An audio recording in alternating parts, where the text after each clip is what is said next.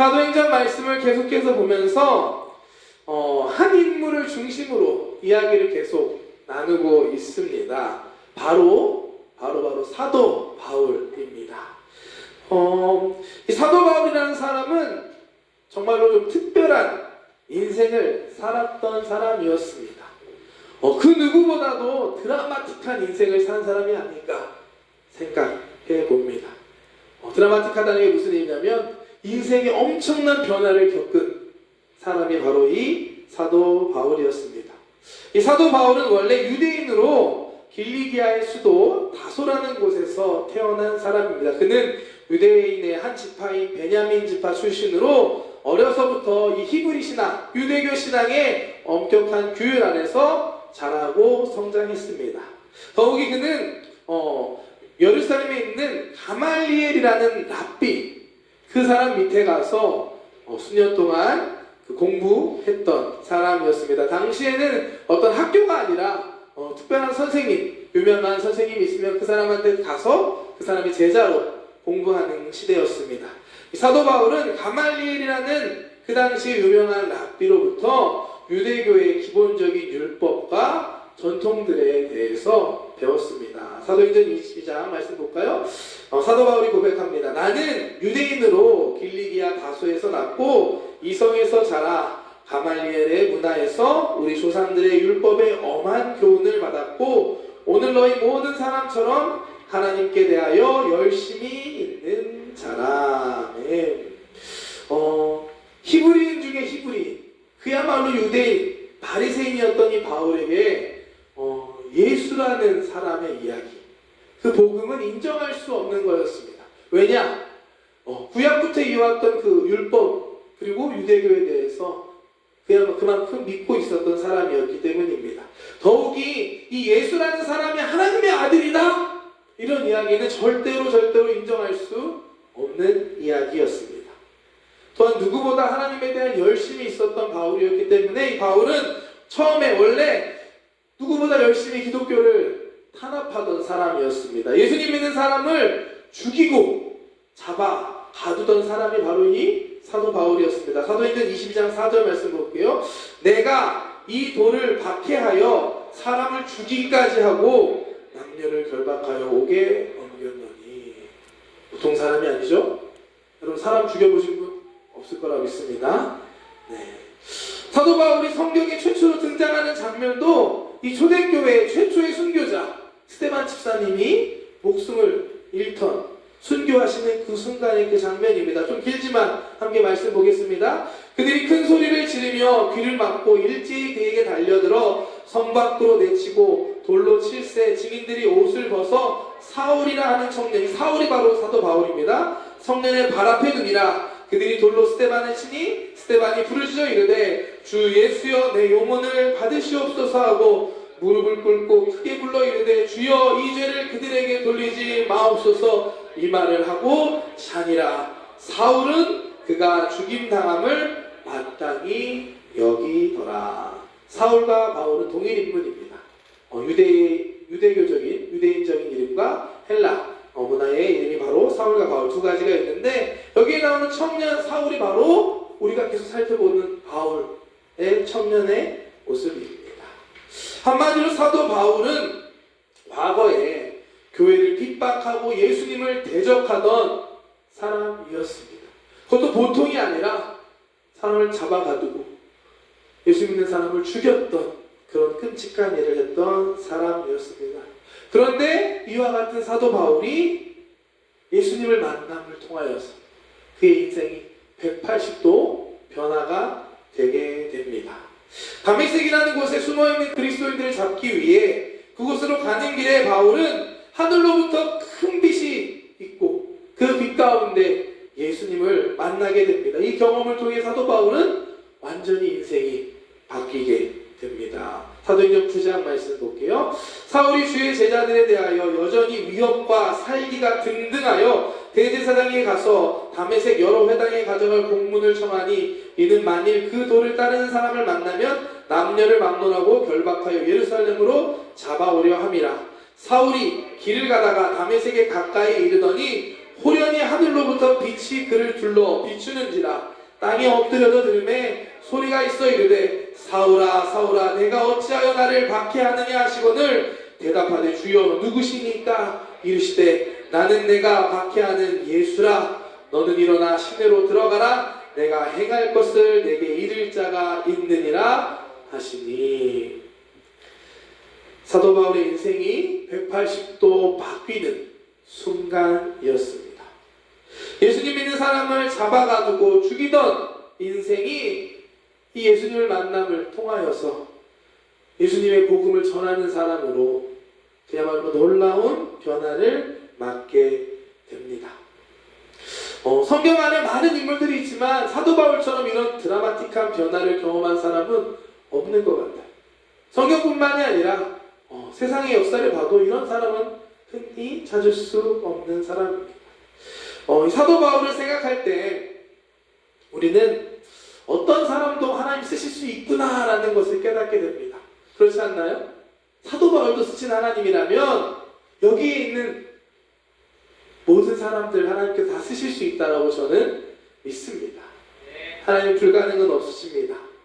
우리의 지금 모습이 조금 부족할지라도 연약할지라도 심지어 아직 죄 가운데 있는 모습일지라도 하나님 손에 들려지면 하나님이 쓰시면 사도 바울과 같이 쓰임받을 수 있는 저와 여러분임을 믿습니다. 아멘. 그렇기 때문에 포기하지 않는 여러분들에게 축복합니다. 지금 좀 안 된다고, 지금 길이 보이지 않는다고 낙심하고 포기하는 것이 아니라 하나님의 때를 기다리고 사모하면서 기대하면서 그때를 믿음으로 기다리는 저와 여러분들 되시기를 축복합니다. 이렇게 변화가는 사도 바울은 누구보다 열심히 복음을 전하는 사람이 됩니다. 우리가 지금까지 몇 달간 살펴보고 있죠. 사도 바울의 1차, 2차, 3차 전도여행 우리가 함께 살펴보고 있습니다. 정말로 누구보다도 열심히 복음을 전했던 사람이 바로 이 사도 바울이었습니다. 아시아를 넘어서 유럽 대륙에 가서 마게도냐 지방, 헬라 지방까지 가서 예수님의 복음을 전하고 이제 후로는 로마에까지 가서 복음을 전했던 사람이 바로 이 사도 바울이었습니다.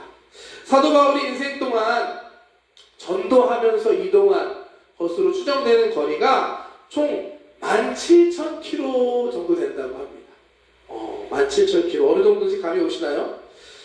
일본에 제가 어제 설교 준비하면서 구글 맵으로 검색해 봤거든요. 일본의 그 오키나와 빼고 일본의 최남단 보니까 저기 최남단이 후쿠오카 밑에 카고시마라는 곳이 가장 남쪽에 있더라고요. 카고시마. 일본 최남단 카고시마부터 저 홋카이도 최북단 러시아 바로 밑에는 그 와카나이라는 곳까지 제가 이렇게 길찾기 경로 검색을 해보니까 그 거리가 2,800km가 나왔습니다. 길죠. 일본이 워낙 긴 나라다 보니까 2,800km인데 사도 바울이 전도하며 다녔던 거리가 17,000km 6배 일본의 6배 되는 그 거리를 다니면서 사도 바울이 복음을 전했습니다. 지금처럼 비행기 타고 신칸센 타고 자가용 타고 다닌 게 아니라 걸어서 그 복음을 전했던 사도 바울이었습니다. 그야말로 누구보다도 열심히 복음을 전했던 사람이었습니다. 또한 사도 바울은 누구보다도 많은 성경을 기록한 사람입니다. 사도 바울이 몇 권의 성경을 기록했는지 아시나요? 14권이나 13권 두 가지 의견이 있습니다. 사도 바울이 자기 자신이 그 전도하며 다녔던 교회에 쓴 편지들이 하나하나가 다 서신서가 되어서 우리가 가지고 있는 성경책, 그 성경책 신약 성경을 이루게 됩니다. 신약 성경이 총 27권인데 그 중에 절반이 넘는 14권이 사도 바울이 기록한 것이다 라고 전해집니다. 한 권이 좀 애매하거든요. 히브리서. 왜냐면 나머지 13권에는 쓴 사람이 사도 바울이라는 기록이 나 있어요. 그런데 히브리서에는 그게 없어요. 근데 히브리서를 잘 연구하면서 이게 사도 바울이 쓴 거다는 사람도 있고 아니다. 사도 바울이 쓴 게 아니다. 라는 두 가지 의견이 있습니다. 어쨌든 확실한 것만 따져도 13권이나 되는 성경을 기록한 사람이 바로 이 사도 바울이었습니다. 대단하지 않나요, 여러분? 성경 전체적으로 봐도 그렇습니다. 총 66권 되는 성경 중에 13권, 거의 5분의 1을 사도 바울 혼자 썼습니다. 사도 바울보다 더 많은 성경 쓴 사람은 없습니다. 모세오경 5번 썼고요. 모세. 솔로몬이 시편, 잠언, 전도서 한 3개 정도 부분적으로 썼다고 볼 수 있는데 바울처럼 13권 쓴 사람은 없습니다. 정말로 놀라운 인생을 산 바울임을 우리는 알 수 있습니다. 바울 이야기를 이렇게 여러분들 앞에 장황하게 이야기하는 이유는 여러분들에게 도전을 주기 위해서입니다. 이 자리에 함께 예배하는 우리 청년들, 통원의 청년들이 바울과 같은 사람 되시기를 축복합니다. 하나님께 놀라운 은혜도 경험해보고 또 하나님께 주신 사명 가지고 멋지게 그 사명 감당할 수 있는 저와 여러분들 되시기를 축복합니다.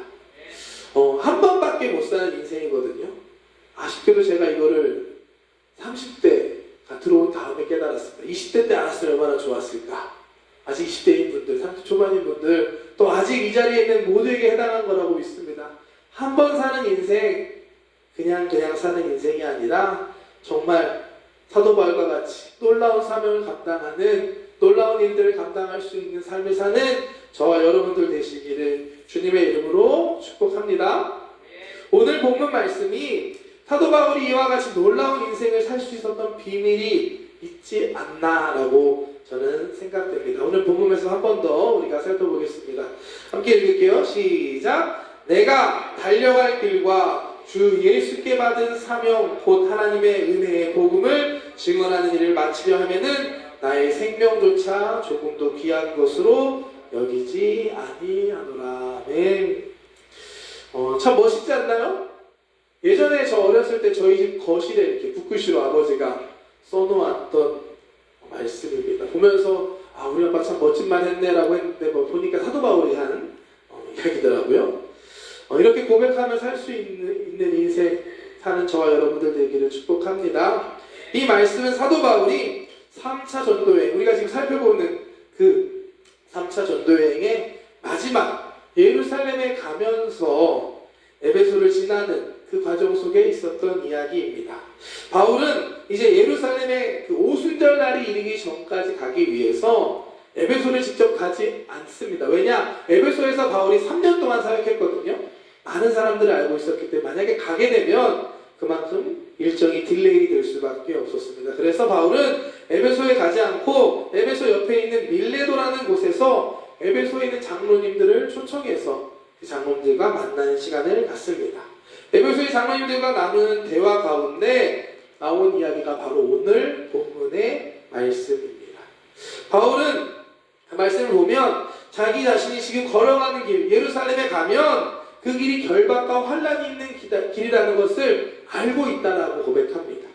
하지만 그럼에도 불구하고 오늘 이 말씀의 고백과 같이 자신의 사명의 길을 끝까지 포기하지 않고 가겠다라고 결단하는 모습을 보여줍니다. 이 사도 바울의 사명 선언문이라고 하는 이 본문 말씀을 안에 사도 바울이 이토록 놀라운 인생을 살 수 있었던 비결이 있다라고 저는 생각합니다. 그것은 한 단어를 통해 우리가 알 수 있는데요. 바로 뭐냐면 예수께 받은, 주 예수께 받은 사명이라는 문장입니다. 바울이 이렇게 고백하죠. 내가 달려갈 길과 주 예수께 받은 사명, 주 예수께 받은 사명. 바울이 이와 같은 놀라운 인생을 살 수 있었던 것은 그에게 주 예수께 받은, 예수님께 받은 사명이 있었기 때문입니다. 그렇기 때문에 바울은 어떤 상황에서도 끝까지 그 사명의 길을 갈 수 있었습니다. 그를 통해 우리가 알고 있는 바울의 삶을 살 수 있었습니다. 여러분들 사명 있으신가요? 예수님께 받은 사명, 그 사명을 가지고 살 수 있는 여러분 되시길 축복합니다. 예수님께 받은 사명이 우리에게 있을 때 우리는 어떤 어려움도 이겨낼 수 있습니다. 왜냐? 예수님께서 먼저 그 사명의 길을 가셨던 분이기 때문입니다. 예수님의 사명이 뭐였죠? 예수님의 사명은 다른 것이 아니라 우리를 위해 이 땅에 오시고 이 땅에서 십자가를 지시는 그 십자가의 길이었습니다. 하나님의 아들이신 예수님께서 우리를 구원하기 위해 이 땅에 오셨고 우리를 구원하기 위해 십자가에서 죽으셨습니다. 그것이 예수님의 사명이었습니다. 빌립보서 2장 6절에서 8절까지 말씀 보면 그는 근본 하나님의 본체시나 하나님과 섬김과 돕는됨을 취할 것으로 여기지 아니하시고 오히려 자기를 비워 종의 형체를 가지사 사람들과 같이 되셨고 사람의 모양으로 나타나서 자기를 낮추시고 죽기까지 복종하셨으니 곧 십자가에 죽으심이라. 우리를 위해 낮아지시고 십자가에서 죽기까지 복종하신 그 예수님을 기억할 때 우리는 그 예수님이 주신 사명이라면 그 사명을 끝까지 감당하며 나아갈 수 있습니다. 사도 바울이 자신 앞에 있는 예루살렘에 기다리고 있는 그 어려움, 고난과 위험이 있지만 그럼에도 불구하고 그 사명의 길을 가겠다라고 할 수 있었던 것은 바울 안에 있는 예수님께 받은 이 사명이 있었기 때문입니다. 나를 위해 십자가 지신 예수님이 나에게 주신 사명이라면 우리는 그 사명을 위해 조금 힘들고 어려울지라도 이겨낼 수 있고 버틸 수 있고 끝까지 그 길을 걸어갈 수 있습니다. 저 개인적으로도 일본에 와서 지금 4년째 선교사의 삶을 살고 있습니다.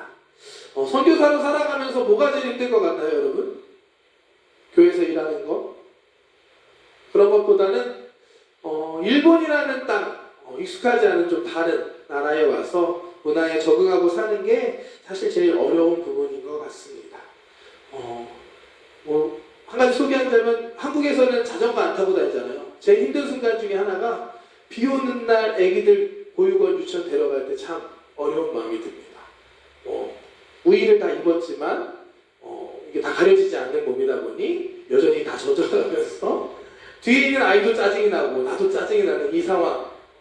내가 왜 여기서 이걸 하고 있나 막 이런 생각이 드는 순간이 별거 아닌 것 같지만 그런 순간에 느끼게 됩니다.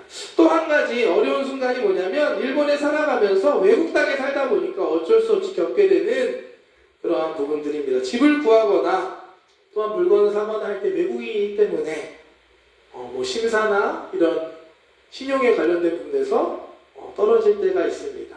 그때 정말 좀 마음이 많이 어려워집니다. 내가 한국에서 이 정도 아니었는데 이 나라 오니까 뭔가 무시당하는 것 같기도 하고 억울한 마음이 들기도 합니다. 내가 왜 이런 대우를 받아야 되지? 라는 마음이 들 때가 있습니다. 사실 지난주에도 저 개인적으로 그런 마음이 드는 순간들이 좀 있었습니다. 내가 왜 여기 와서 이런 대우를 당하고 이래야 할까? 그런데 저희가 지금 사도행전 말씀을 쭉 이렇게 같이 보고 있잖아요.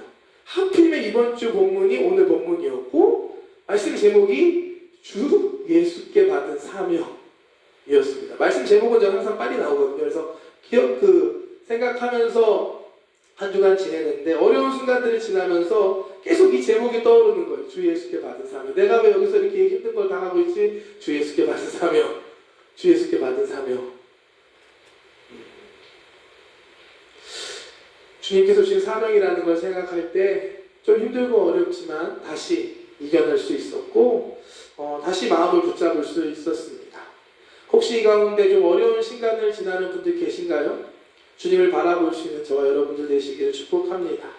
나를 구원하기 위해서 예수님께서 겪으셨던 그 고난과 그 아픔들을 생각해 본다면 우리가 그 사명의 길을 가면서 어려움을 겪는 것들을 조금은 이겨낼 수 있고 참아낼 수 있습니다.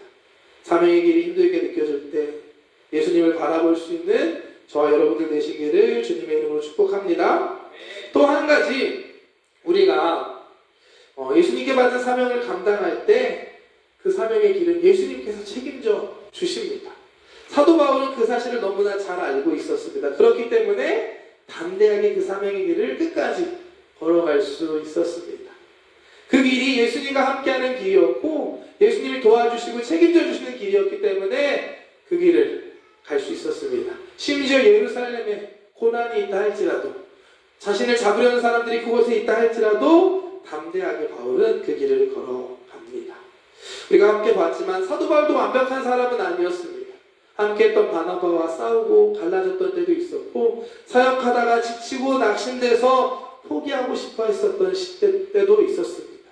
그때마다 하나님께서 말씀을 통해 사도 바울을 회복시켜 주시고 함께 해주시고 인도해 주셔서 사명의 길을 계속 갈 수 있었습니다.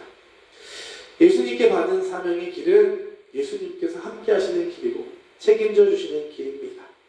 그 길을 걸어가는 우리 청년들 되시기를 주님의 이름으로 축복합니다. 주님이 주신 사명을 사모하는 우리 토모니 청년부 되시기를 축복합니다. 예수님께서 주신 사명하니까 부담스럽나요? 목사님 돼야 되고 선교사 되고 꼭 그렇지 않습니다. 여러분들 하나님께서는 다양한 방법으로 여러분들을 사용하실 수 있다고 저는 믿습니다. 어떤 사람은 음악으로, 또 어떤 사람은 돈 버는 걸로, 또 어떤 사람은 각자 뭐 컴퓨터 프로그래밍으로 각자의 삶의 자리에서 충분히 하나님의 사명을 감당할 수 있다고 저는 믿습니다. 지금 여러분들이 있는 그곳에 하나님의 사명이 있다고 저는 믿습니다. 여러분들에게 주신 그 사명을 깨닫고 그 길을 걸어가는 청년들 되시기를 축복합니다. 마지막으로 두 가지만 함께 여러분들과 나누기 원합니다. 먼저는 우리가 이미 사명을 다 받았다는 사실입니다. 사명을 받자 했지만 이미 예수님께서는 우리 모두에게 사명 주셨습니다. 사도 바울과 같은 특별한 사람에게만 주신 것이 아니라 우리 모두에게 사명을 주셨습니다. 마태복음 28장 말씀 함께 보겠습니다. 예수께서 나와 말씀하시러 이르시되 하늘과 땅의 모든 권세를 내게 주셨으니 그러므로 너희는 가서 모든 민족을 제자로 삼아 아버지와 아들과 성령의 이름으로 세례를 베풀고 내가 너희에게 분부한 모든 것을 가르쳐 지키게 하라. 볼지어다 내가 세상 끝날까지 너희와 항상 함께 있으리라 하시니라. 마태복음의 마지막 말씀입니다. 예수님께서 제자들에게 주신 말씀이지만 여기에 나오는 너희들 안에 저와 여러분들도 포함되어 있다고 저는 믿습니다.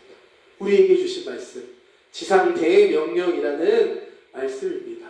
우리에게 주신 이 사명, 이미 예수님께서 우리에게 모든 민족으로 제자 삼고 그들에게 복음을 전하고 그들에게 하나님의 자녀가 되게 하라는 사명을 주셨습니다. 각자의 꿈과 비전대로 그 사명을 감당할 수 있는 저와 여러분들 되시기를 축복합니다. 또 한 가지, 사도 바울이 그 사명의 길을 갈 수 있었던 가장 핵심적인 것, 사도 바울이 예수님을 만났기 때문입니다.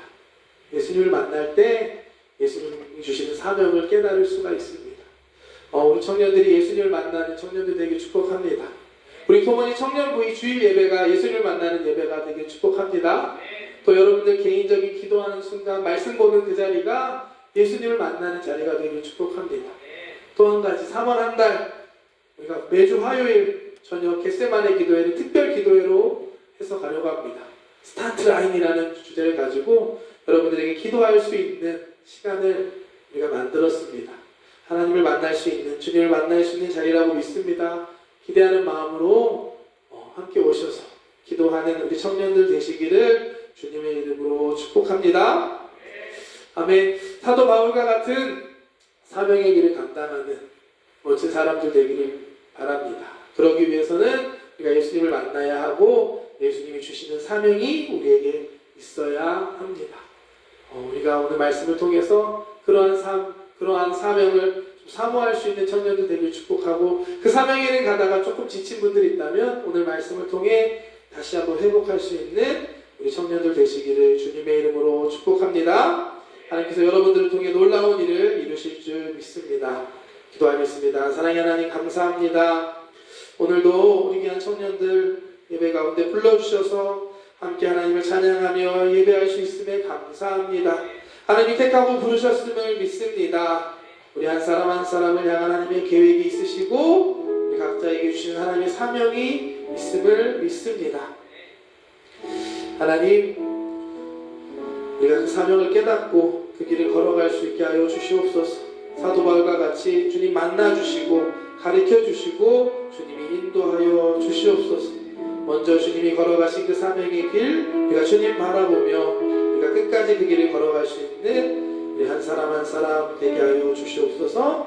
감사드리며 예수님의 이름으로